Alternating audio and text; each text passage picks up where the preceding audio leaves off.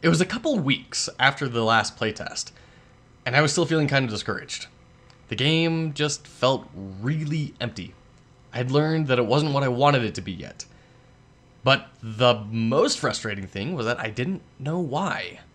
Everything just felt gray and this large empty chamber filled with echoes of something that might be interesting, but that was always just bouncing off the walls, never quite completed.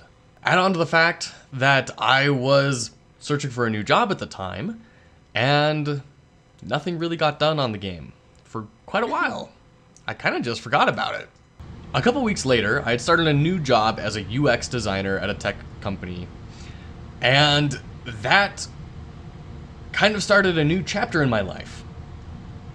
On the first day at work, I was being put through what really anyone who's worked at an enterprise location is very familiar with, which is lots and lots and lots of HR presentations. I didn't know how many more hours I could sit through of random HR nonsense, of security presentations and sexual harassment presentations, and many different flavors of things that I don't even remember now. At a certain point, I was sent to my desk with a lot of forms to fill out, lots of tax documents and everything, and of course, more security presentations. I was so bored that in a desperate plea for relief from the boredom, I went on to iTunes to check various RPG podcasts that I listened to. I only found one new episode, and one very quick hour later, I was bored again. So on a whim, I started looking up RPG design podcasts. It's something to try and keep my brain busy while I had to write my name, again, for the 15th time, on the same sheet of paper.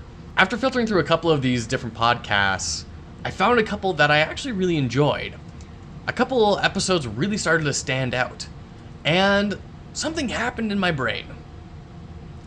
Now, I have noticed for myself that when I really want to get enthused about something, me watching other very talented, very passionate people talking about it usually does the trick to get me in the mood for that thing.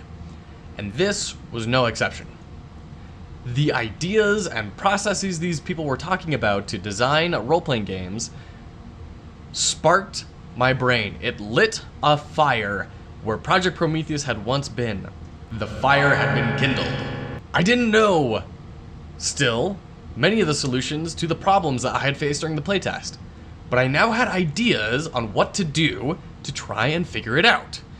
I started to understand how to identify problems within the game system, and to reflect upon the playtest in different ways, and more game context-sensitive ways, that allowed me to really pick apart the design, and start to understand where I had gone wrong.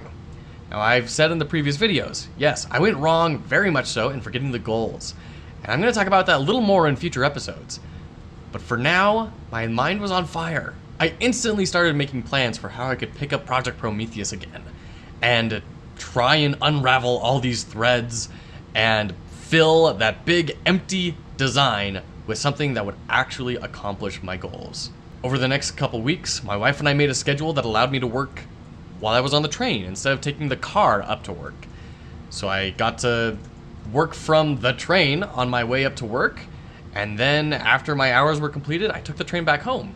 But that time, I didn't work on my profession. I worked on Project Prometheus. The train proved to be a perfect environment for me to work. It was completely distraction-free. I only had my laptop, nothing else. And the Wi-Fi was so slow that I certainly wasn't going to get sucked into Facebook anytime soon. It allowed a pure writing platform that, if I absolutely had to, I could look up extra sources for things. Authors' names, little quotes here and there, whatever. But it was not anything convenient enough where I could get sucked down a wiki hole. Additionally, that time on the train was sacred. There was literally nothing else I could do other than nap. And who's got time for that? I'm just kidding. Everyone needs to take more naps in the day. That's a real thing. But it was between working on the game or nothing. And I got to work on the game. It also meant that I didn't need to feel robbed of my time when I finally got home. I didn't need to feel like, oh, I should be spending time with my family. But I can't. I have to do this other thing. It let me apportion time to the appropriate places that really needed it. The results on my psyche were astounding. I felt so much more productive and happy, and like I was accomplishing real things. In the 3 weeks that followed that change in schedule, I built out the game systems to the point where I was comfortable trying out another playtest, something that seemed almost insurmountable before doing this. I even prepared the whole next adventure and wrote all of these podcasts, and a couple after this one even. It has proved to be so incredibly useful for me. Now, I haven't worked on the train every day. Sometimes I've been so exhausted from work that I just nap. Sometimes there's someone on the train that just really wants to talk the whole ride down. But the important thing is that those were the exception, not the rule. And for a long time, I was working very diligently and making a lot of solid progress on it.